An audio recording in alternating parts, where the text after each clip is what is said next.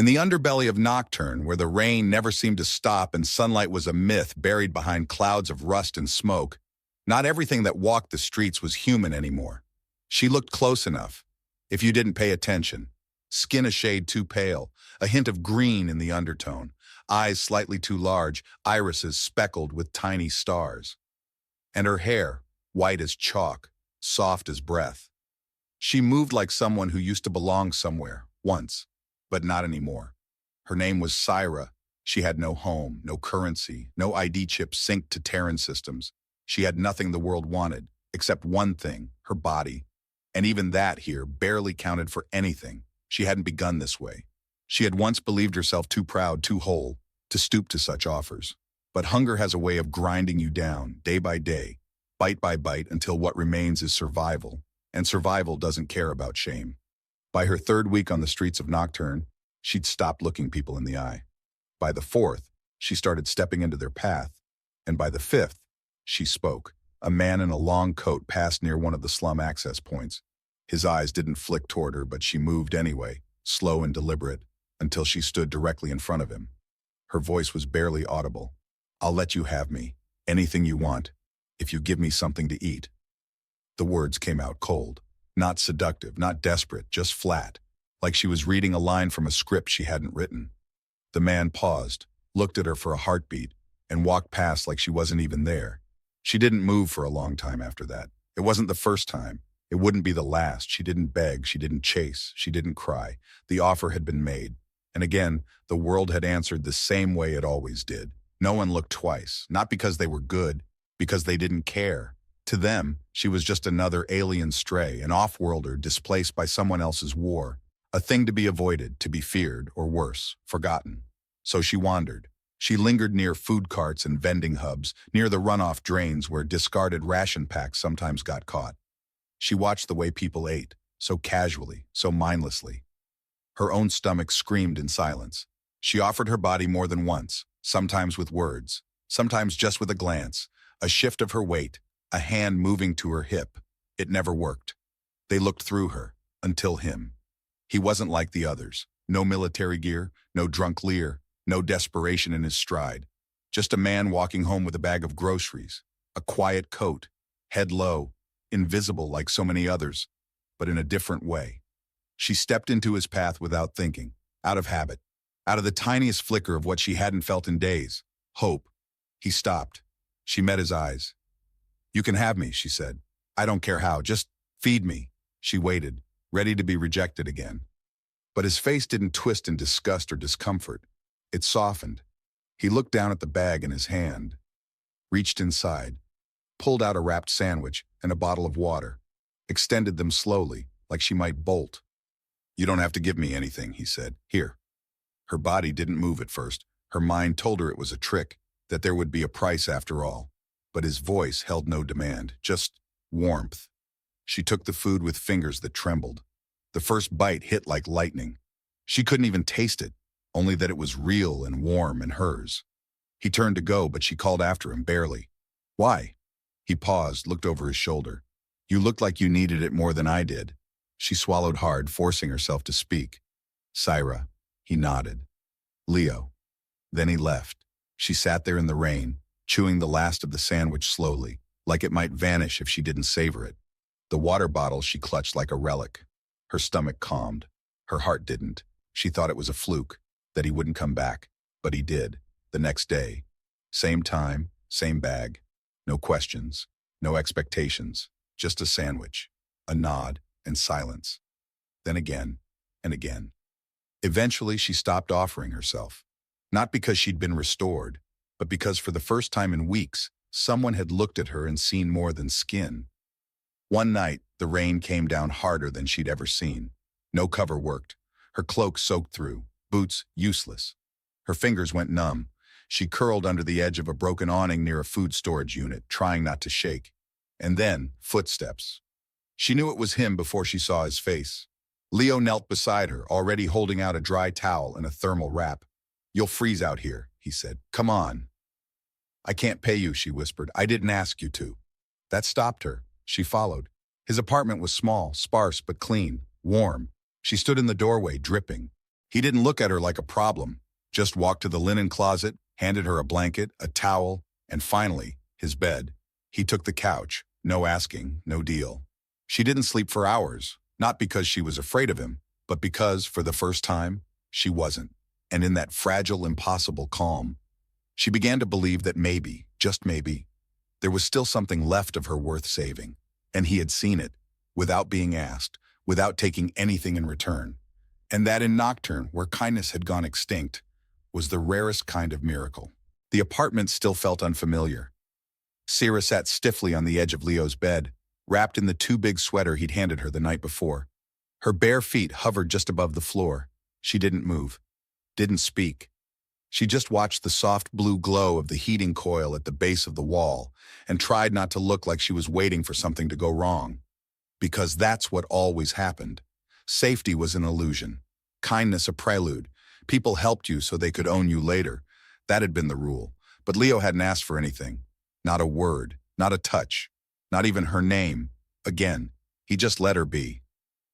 In the next room, she could hear him moving, water running, the scrape of a pan on metal. There was no music, no newsfeed playing, just the quiet of a man who was used to living without noise. The smell of food drifted in, real food, something warm. Her stomach twisted sharply. She hated how fast hunger erased everything else. Pride, distance, fear. All it took was a whiff of eggs and spice and heat, and she could feel herself unraveling. Leo appeared in the doorway with a small plate in his hands. He didn't walk too close, didn't hover.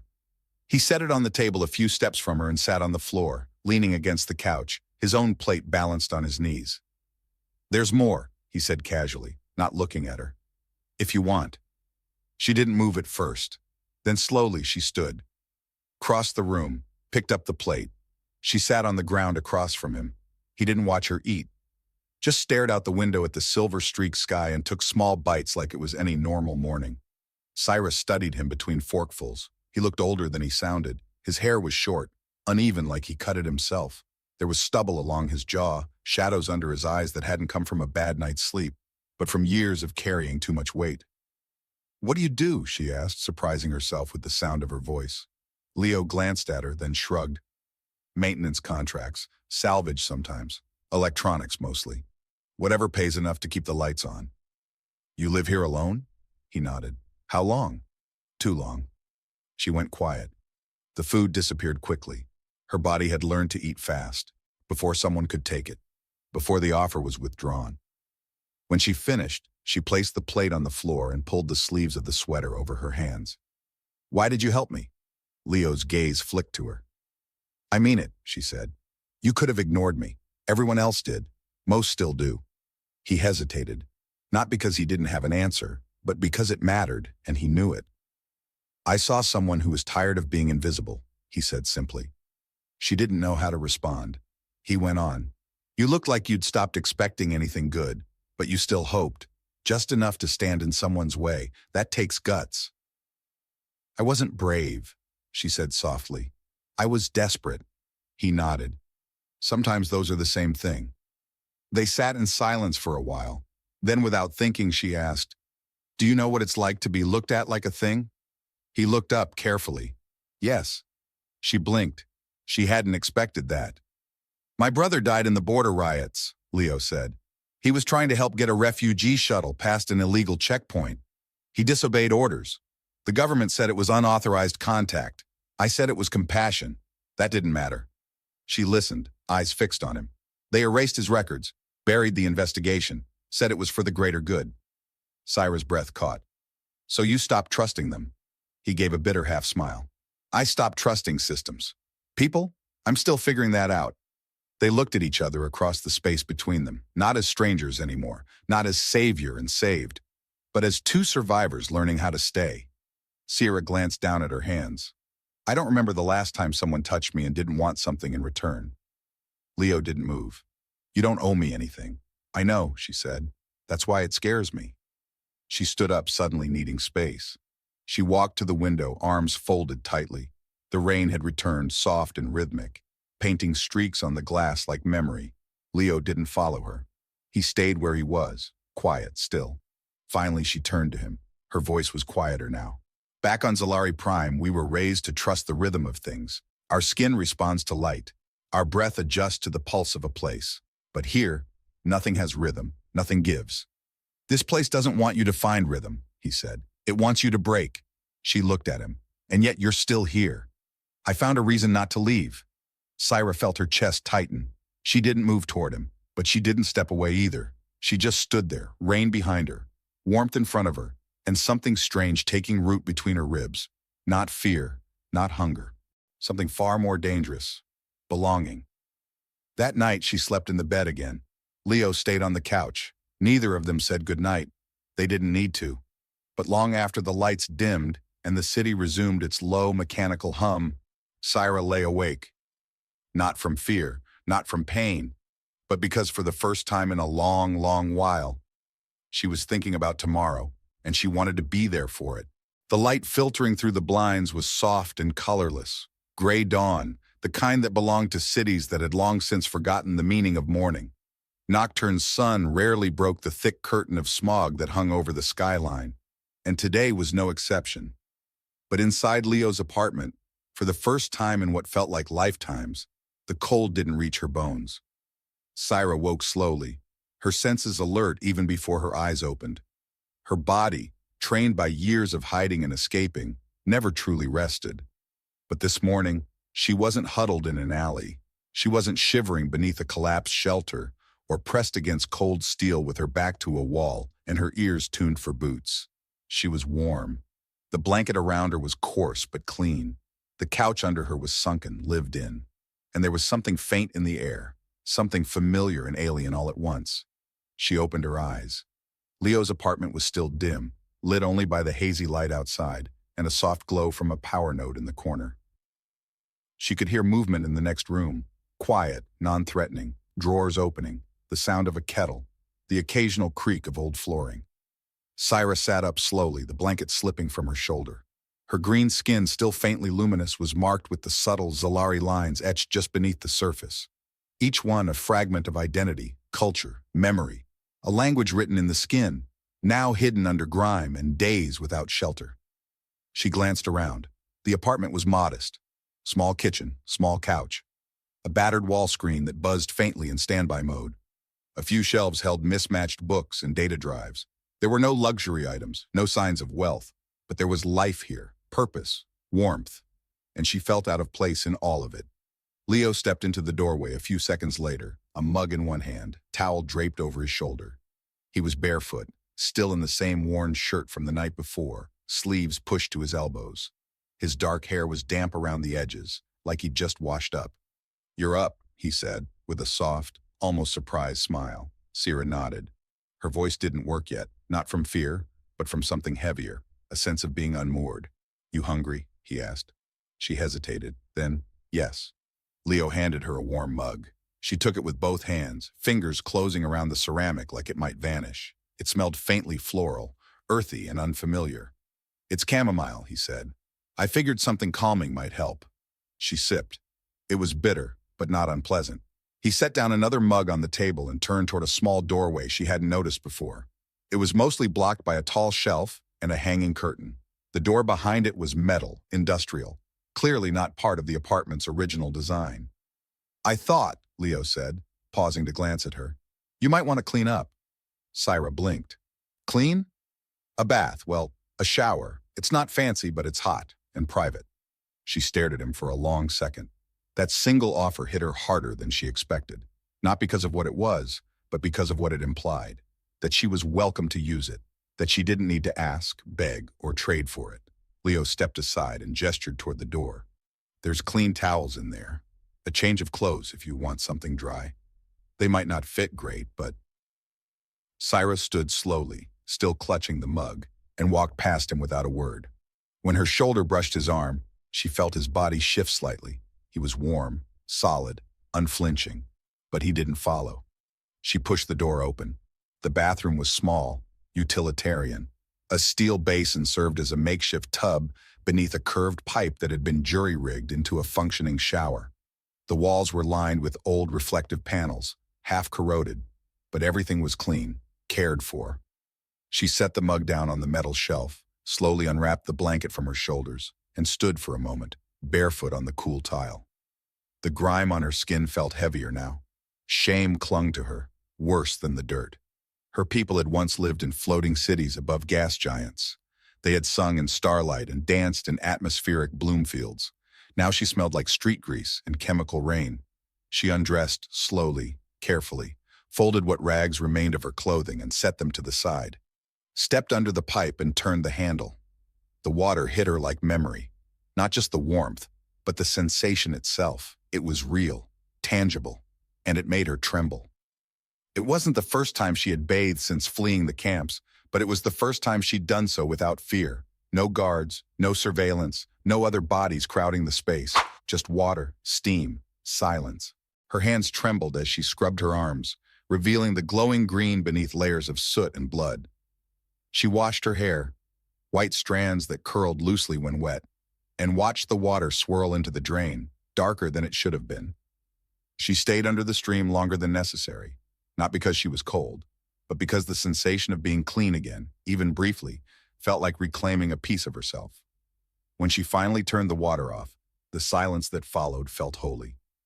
She dried herself slowly. The towel was rough but warm. The clothes Leo had left were plain, gray sweatpants, a soft black shirt that hung loose on her frame. But they were clean, and they didn't itch. She looked at herself in the fogged mirror, wiped a hand across the glass, and stared. She still looked Zalari, alien. Her skin still shimmered faintly, her eyes still too large, her features too precise. But beneath the surface exhaustion, something else flickered. Recognition. She stepped back into the main room to find Leo on the couch, tapping at a tablet screen with half-focused interest. When he looked up, he paused. His eyes didn't widen in surprise or discomfort, but they lingered. "I don't look human," she said before he could speak. Leo set the tablet down. "Number. But I didn't expect you to." She tilted her head. "Then what did you expect?" He took a moment before answering. "To see someone, not something."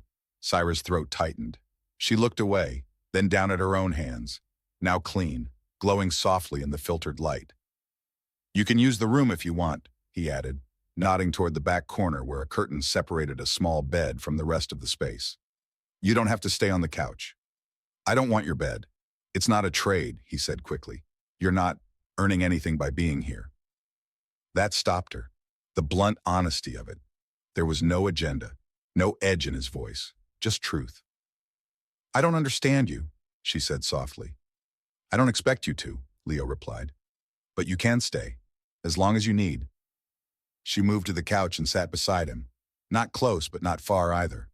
Her hair was still damp, clinging to her shoulders. She looked at the window, at the muted blur of the city beyond it. Then, without turning to him, "What do you think happens to us? The ones like me?" Leo didn't answer right away. He leaned back, looking at the same gray skyline. "I think the world's trying really hard to forget you exist. And I think that's why you can't disappear." She looked at him then, really looked. And for the first time, she realized he wasn't just kind. He was angry, quietly, deeply, righteously. Not at her, but at the world. It made her feel less alone. They sat in silence after that, not out of awkwardness, but understanding, the kind that didn't need to be explained. Later that night, Syra crawled into the bed behind the curtain. The sheets were worn, the mattress uneven, but it felt like sanctuary. For the first time in years, she didn't fall asleep out of exhaustion. She simply rested. Outside, the city whispered like it always did. Rain tapped on the windows, neon signs buzzed. But inside there was warmth, there was quiet. And Syra, washed clean, breathing steady, closed her eyes and let herself believe, even if just for tonight, that maybe she was still more than a refugee. Maybe she could still be someone. The days had begun to settle into a rhythm, slow, cautious, but comforting in its own quiet way. Syra no longer flinched at every sound. Leo no longer waited for her to vanish. They cooked together in silence that was no longer strained. They shared meals without counting the bites. They didn't speak of what might come next, only of what needed to happen today. Maybe that was the only way to survive in a world that didn't promise tomorrow. But the quiet didn't last. The first warning came not with sirens, but with subtle shifts. The city had gone still in the wrong kind of way. People walked faster, Fewer voices filled the stairwells. The flickering screen in the laundromat downstairs had been replaced with looping announcements. Biometric screenings reactivated undocumented movement under investigation. Leo knew what was coming before it arrived. He didn't say anything that morning. He just moved differently. Watched the window longer. Made tea but didn't drink it. Sarah felt it too. She didn't ask. She didn't need to. Her instincts had been honed in refugee camps, border standoffs, and escape tunnels carved out of necessity. Something was shifting, and it wasn't in their favor. The knock came just before dusk. 3 sharp raps, official, deliberate. Leo's body tensed where he stood by the sink, but he didn't freeze. He was already moving. "Get the cloak," he whispered. Sarah was already pulling it from the back of the chair. The fabric shimmered faintly before settling into a dull, neutral tone, designed to absorb light and mask her natural glow. She drew the hood low, tucked her hair in, pressed herself into the shadows between the kitchen and the wall. Another knock, firmer this time. Leo opened the door a crack. 2 patrol officers stood outside, uniforms crisp, expressions unreadable. Behind them, a drone hovered silently, its lens sweeping across the hallway. "Mr. Denner?" the taller one asked, voice clipped. Leo nodded once. "That's me." "We're conducting a floor sweep," the officer said. "Biometric irregularities were flagged on this level. Just a precaution. You live alone?" Leo didn't blink. "Yes." "We'll need to verify." "No warrant." "We can get one." He hesitated just long enough to appear reluctant, then stepped aside. "Make it quick." They entered without hesitation. One moved to the back room. The other wandered near the couch, eyes scanning the walls, the shelves, the corners. The drone followed, humming faintly, conducting its own heat scans. Syra remained utterly still. She pressed herself against the cold wall, body hidden by the cloak's disruption field.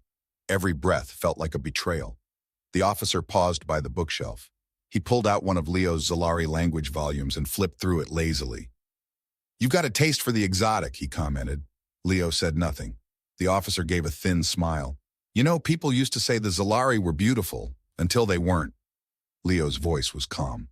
"Funny. I always heard the opposite." The officer chuckled, tossed the book back onto the shelf, and moved on. After a few long minutes, the other patrolman returned from the bedroom. "Nothing." "Figures," the first said, then glancing over his shoulder, "We'll be back. Until then, stay local." The door closed. Only when the echo of their footsteps faded did Syra move. She stepped out from the shadowed corner, her shoulders stiff, her breath shaky. Leo didn't speak. He walked over, knelt, and gently lifted the edge of her hood. Her face was pale, her eyes darker than usual. "That was close," he said softly. She didn't answer. She just sat on the floor, back against the wall, knees drawn to her chest. Leo sat beside her, not touching, just near. "Are you okay?" "I hate that question," she whispered. He turned to look at her. "It assumes there's a version of me that ever is," she added. "That normal is something I can go back to." He was quiet for a moment, then said, "Okay." "New question. What do you need?" She didn't respond. Not right away. Her hands tightened on her knees, her breathing still uneven. "I need to not feel like prey," she said finally. "I need to not live inside my skin like it's a warning label." Leo rested his head against the wall. "You're not prey. That's what they all said before they turned us into numbers." His voice was steady. "You're not a number to me." She looked at him then, and he could see it, beneath the hardened edge in her voice, beneath the survival reflexes and control. There was exhaustion.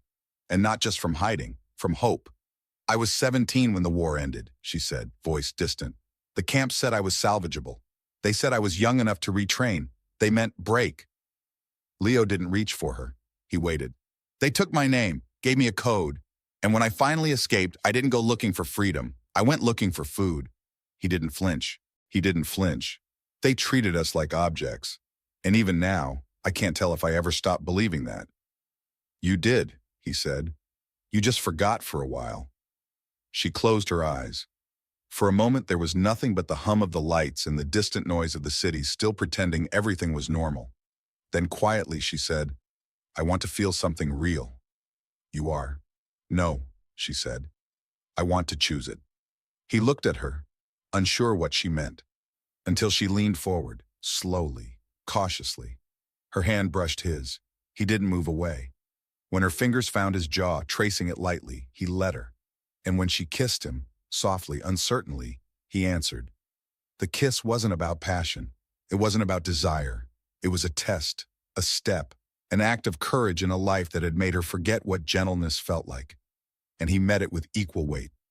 When they parted, neither spoke. She leaned her forehead against his shoulder, and he wrapped an arm around her without thinking. They stayed like that for a long time. No promises, no plans. Just breathe, just warmth, just presence. Later, she would whisper, I don't know what this is. And he would say, it doesn't need a name. It just needs to be real. And in a world of control, surveillance, and quiet erasures, that was the most rebellious act of all. She stayed beside him that night, not because she had nowhere else to go, but because she chose to. Not out of survival, but something far rarer, trust. And for the first time in years, Sierra closed her eyes and didn't dream of escape. She dreamed of staying. And that, in Nocturne, where everything was built to be temporary, meant everything. It started with the little things. The way Sierra no longer hesitated before stepping into the kitchen. The way she stopped flinching when Leo reached past her for a mug. The way she sometimes hummed under her breath when she cooked. Soft, unplaceable melodies, half remembered from a planet that no longer existed. The apartment had begun to feel lived in, not just occupied. One by one, the subtle signs of displacement faded. She no longer packed her things at night. She no longer hovered by the door like she was waiting for a reason to run. And Leo, he stopped waiting for her to vanish. Still, they never talked about what was happening between them, not directly. It bloomed in the silence between words, in the way they moved around each other, as if their bodies remembered something their mouths hadn't dared to say. That morning, Sierra stood barefoot on the balcony, cradling a warm cup of tea. The rain had lifted briefly, leaving the city slick and glistening, reflections bleeding through the streets like spilled ink. Nocturne stretched before her, gray and humming, beautiful in the way something ruined and defiant could be. She was wrapped in Leo's oversized sweater, sleeves swallowed her hands, the hem brushing her thighs. Her hair was damp from steam, loose around her shoulders, and her skin shimmered faintly in the pale light. Not bright, not hiding, just present. Leo stepped beside her, carrying a second cup. She took it wordlessly, their fingers brushing. The touch lingered longer than necessary. He leaned on the railing. You've been quiet this morning. I've been thinking. Dangerous, he said gently. She smiled, and that alone made the world feel different. I keep waiting to feel afraid again, she said. But I'm not. Leo didn't answer immediately. He sipped his tea, eyes on the skyline. That's how I knew something had changed. I stopped checking the locks 3 times a night. They stood there for a while, just breathing in the quiet, the stillness before the city began moving again. Then Sierra asked, Will you show me your world? He turned to her. You've seen it. No, she said. You've shown me the inside of it, the safe parts, the corners you've carved out to survive. I want to see where you go when you're not hiding. Leo hesitated. Then he nodded once. Come on. He led her through winding back streets, past shuttered shops and graffiti-covered loading zones. The city had layers, and Leo knew how to walk between them. At first, Sierra stayed close, eyes constantly scanning for threats, but gradually the tension eased. No one looked twice. No one saw her, not because she was hidden, but because she was with him. They reached a place she hadn't expected, an old transport greenhouse tucked between 2 derelict towers. Its dome was cracked, panels streaked with age and dirt, but it still pulsed faintly with residual light. Inside it was warm, humid, alive. Leo stepped aside to let her enter first. Sierra's breath caught. Overgrown vines curled around structural beams. Wildflowers bloomed in clusters of color too vivid for a city like Nocturne. Bioluminescent moss glowed faintly beneath the roots. There was life here, untamed, unmonitored. A quiet defiance growing where everything else had withered. Leo moved through the overgrowth like he'd done it 100 times. He didn't touch anything. He let it be. I found this place when I was trying to disappear, he said. Thought it'd be a good place to rot. Instead, it started putting me back together. Sierra ran her fingers along the stem of a spiraling violet bloom. You saved it. Number, it saved me. She turned to him. Why bring me here? Because everything else we've known was built to control, to sterilize. This place wasn't meant to be anything but what it is. She stepped into the light. Her skin responded instinctively, glowing softly. The vines curled a little toward her warmth. For a moment, Leo just watched. "You look like you belong here," he murmured. Sierra smiled, not shy, not unsure. Certain. Then she crossed to him, barefoot on the moss-covered floor, and took his hand. "You don't have to protect me from the world anymore," she said. Leo's voice was barely audible. "It's not the world I'm protecting you from. It's what it takes from people." She drew him closer. "Then let's take something back." And when she kissed him this time, it wasn't cautious. It wasn't a question. It was yes. It was here. It was the start of something neither of them had dared want. They made love beneath the broken dome, surrounded by wild things growing in secret. It wasn't about hunger or fear or desperation. It was quiet, grounded, real. When it was over, they didn't speak. There were no grand declarations, no need to define it. They lay in the green silence, his arm wrapped around her, her head resting against his chest. The vines rustled above them, and somewhere in the shadows, something chirped softly. "I thought I'd forgotten what this felt like," Sierra whispered. Leo kissed her forehead. "You didn't forget. You just hadn't found it yet." Later, they walked back through the city together, hand in hand, not hiding, not running. The world was still broken, but for the first time, they weren't. That night, as they ate dinner together, burnt rice, overcooked vegetables, laughter slipping between bites, Sierra looked across the table and said, "You make this feel like a home." Leo didn't respond right away. He looked at her, really looked, and he knew in that moment that no matter what came next, no matter how close the patrols got, he would not lose her. "You are my home," he said. And in that apartment, in that city that devoured people whole, two beings who were never meant to find each other carved out a space that shouldn't have existed. But it did, not because of power, not because of plans, because one man chose kindness, and one woman chose to stay. And sometimes in the middle of a cruel, uncaring world, that was enough. Enough to keep going, enough to fight, enough to hope, enough to love. The days that followed moved like a dream Sierra didn't want to wake from. For the first time in years, her nights weren't carved by hunger or fear. She slept with her head tucked beneath Leo's chin, his arm around her waist, the warmth of his breath steady at her back. She didn't flinch in her sleep anymore. She didn't check the exits when she woke. There was food in the cupboards. There was laughter over unevenly cooked meals. There were quiet touches that didn't take, only gave. It was peace. Fragile, delicate peace. The kind that didn't ask questions. The kind that couldn't last. And they both knew it. Leo had always watched the window a little too long, checked the locks twice before bed, not out of paranoia, but because the world they lived in had rules. Cruel, mechanical rules. The kind that didn't care about love or kindness, or the fact that Sierra now smiled in her sleep. That morning, the silence was too perfect. Sierra felt it before she opened her eyes. A shift in the air, a tightness behind the walls. Leo was already up, standing by the window, unmoving. "What is it?" she asked, pulling the blanket tighter around her. He didn't turn around. "They're back." Her stomach dropped. She moved to stand beside him, and there, just down the street, not even a full block away, two black patrol vans idled, unmarked but unmistakable. The kind used for disappearances, not arrests. A silent warning in plain sight. "They're not sweeping anymore," Leo said quietly. "They're targeting." Sierra's breath caught in her throat. "How do you know it's us?" "I don't, but I won't wait to find out." He stepped away from the window, already moving with purpose. He pulled a duffel bag from behind the couch, slung it onto the table, unzipped it. Inside were the bare essentials: forged IDs, nutrient packs, a handheld scrambler, water filtration tabs. Everything he'd been preparing without ever saying it aloud.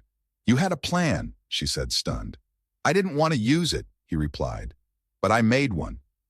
She stood there for a long second, then asked, "How much time do we have?" He glanced at the window again. "Maybe an hour, maybe less." "No," she said. "They're coming now." As if on cue, the hallway speakers crackled to life. "Attention, Level 7 residents. All occupants to remain in place for safety screening. Compliance is mandatory." Her body responded before her mind could catch up. Survival instincts took over. She grabbed the cloak.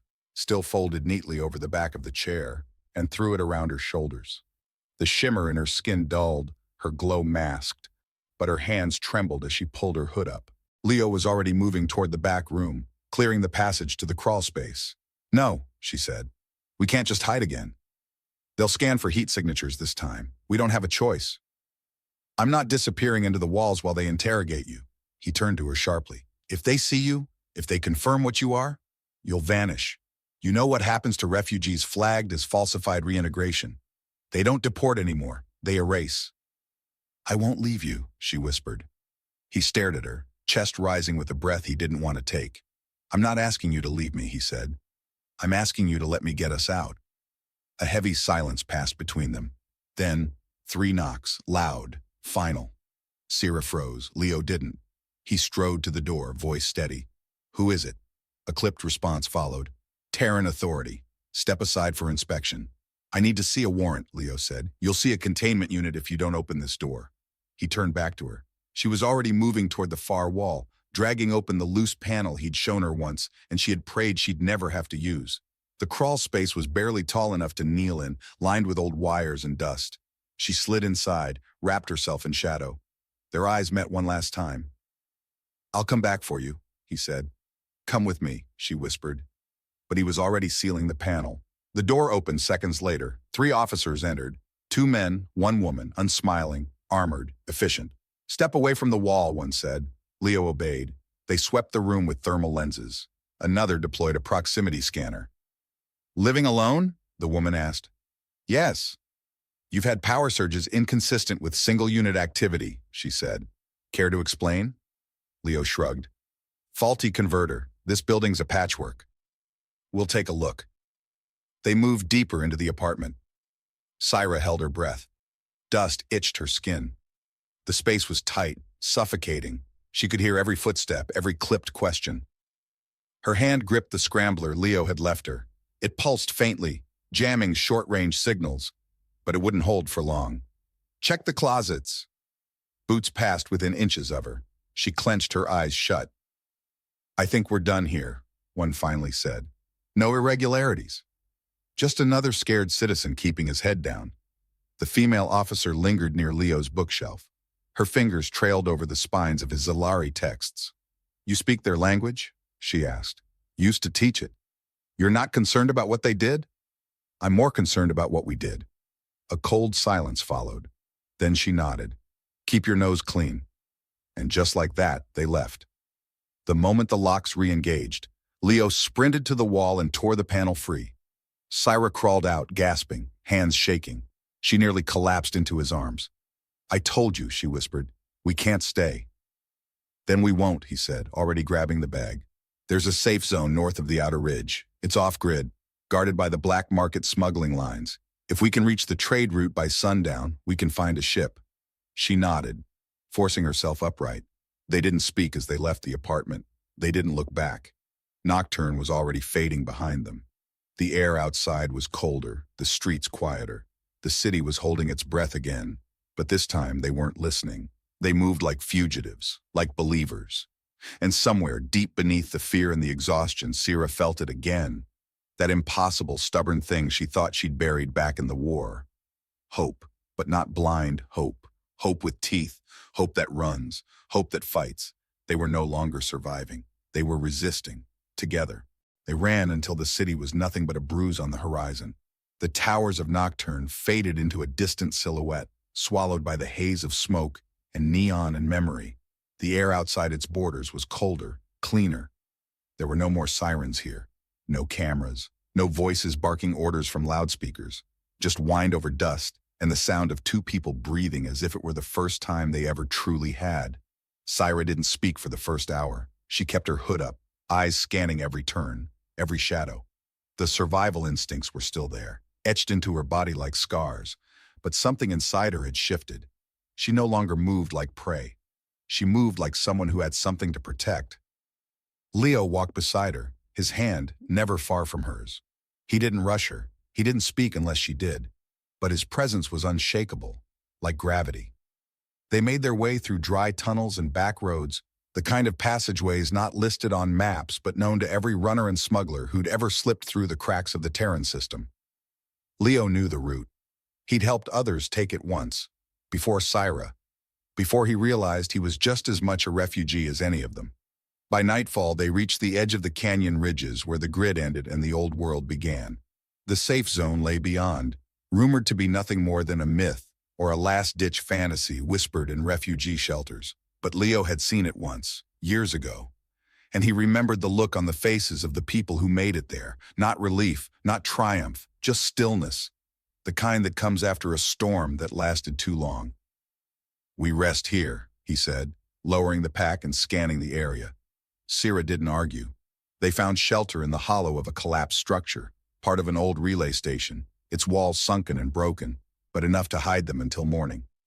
Leo started a heat coil to keep the air above freezing. Syra wrapped herself in a travel cloak, but sat close to him, closer than ever before. She stared into the faint glow of the heating unit, watching the light flicker across her hands. "I used to believe," she said softly, "that if I could just get off the grid, I'd stop being hunted. That disappearing would fix it." Leo looked at her. "Did it?" She shook her head. "I didn't stop running. I just stopped hoping." He didn't respond. He waited. "And then you handed me a sandwich," she said, almost like a laugh. His smile was small. "You looked like you needed it more than I did." "I needed more than food. I just didn't know it." She turned to him, eyes clearer than he'd ever seen them. "You gave me more than safety, Leo. You gave me space. You let me exist. And I don't think I even knew how to do that anymore." He reached over, took her hand. "You were never the one who needed fixing." Syra closed her eyes briefly, letting the warmth of his palm anchor her. "I'm not afraid anymore," she whispered. "Even if they find us again, even if this doesn't last, I'd rather have this moment, this choice, this love, than a lifetime of hiding." He didn't kiss her right away. He didn't need to. She leaned forward and pressed her forehead to his, and they sat like that in the dark, breathing, listening to the wind, two fugitives clinging to the quiet truth between them. The next morning came early. The path to the safe zone took them through the base of the canyon, where wind carved sharp edges into the earth and sun rays sliced through gaps in the cliffs. The ground was dry and cracked, but every so often, life bloomed. A vine here, a flower there. Things that refused to die, even in a place that promised nothing. When the shuttle finally arrived, it came without sound, just a shimmer against the rocks and a soft, descending hum. It was old, patched together from different models. No markings, no registry code. But Syra recognized the woman who stepped down from it. Half Zalari, tall, scar over her left eye. The same pilot from the smuggler network Leo had helped years ago. They didn't embrace. They didn't speak more than they needed to. The woman nodded at Syra. "You're her?" "Yes," Leo said before Syra could answer. "She is. Get in." They boarded in silence. The flight was rough, jittery at first, then smoother as they passed into upper atmosphere. Leo sat beside her, his arm around her shoulders. She leaned into him, not to hide, but to share the view. Below them, the world receded. Nocturne disappeared in the clouds, and in its place, open sky. When they landed, it wasn't at a checkpoint or a dock or a decontamination tunnel. It was a village, hidden in a basin, surrounded by wind turbines and low, domed dwellings grown from solar glass and clay. Children ran barefoot through winding paths. People of every species moved freely. No uniforms, no scanners, just living. Syra stepped onto the soil like someone waking up from a long sleep. It didn't feel like an end. It felt like a beginning. They were given a space near the outer edge, just big enough for a bed, a garden, and the quiet. Leo built a table with salvaged wood. Syra taught the local children Zalari root song rhythms. They planted vegetables, repaired water filters, held hands when no one was watching, and even when they were. One morning, Syra pulled a small seed from a cloth pouch she'd kept hidden in her cloak. "This is from my mother's grove," she said. "I kept it through the war, through the camps, through the tunnels. I never thought I'd find soil it would accept." They planted it in silence. Weeks passed. It sprouted. It didn't grow tall, but it grew strong. And when Syra stood beside it, she glowed, not in fear or instinct, but in joy. It wasn't survival anymore. It was life, and Leo, he didn't need to ask what it meant. He just held her hand, let the roots take hold, let the story continue, because in the end, it hadn't been weapons or technology or declarations that saved them. It had been a single act of kindness, a man who looked and didn't turn away, and a woman who finally believed she was worth more than what the world had taken from her. No patrol would ever find her again. No system could erase her. She had found something they could never touch, a place to grow, a name spoken freely, and a love that survived not because it was perfect, but because it chose to keep going every single day until the very end and beyond.